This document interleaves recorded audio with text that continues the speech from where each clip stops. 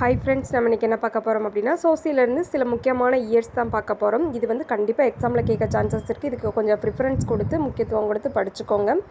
மே 5 1789 அப்படின்னு பார்த்தோம்னா states general கூடிய நாளாக கருதப்படுது. அடுத்து ஜூன் 17 1789 வருடம் பார்த்தோம்னா 3ஆம் பிரிவினர் தேசிய சட்டமன்றமாதல் அப்படிங்கிறது நடந்துச்சு.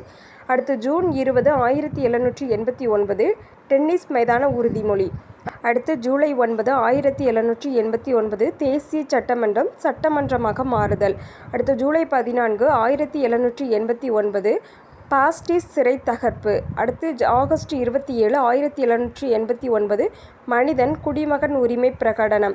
அடுத்து அக்டோபர் 5 மற்றும் 6 1789 வெர்சே அணிவகுப்பு. அடுத்து ஜூன் 20 மற்றும் 21 1790 வெர்னேக்கு அரசர் தப்பியோடல். அடுத்து செப்டம்பர் 21 1792 தேசிய பேரவை கூடியது. அடுத்து செப்டம்பர் 2 முதல் 7 வரை 1792 செப்டம்பர் படுகொலை. அடுத்து ஜனவரி 21 1793 16ஆம் லூயி கொல்லப்பட்ட நாள். அடுத்து ஜூலை 27 1794 ரோபஸ்பியர் கொல்லப்பட்ட நாள்.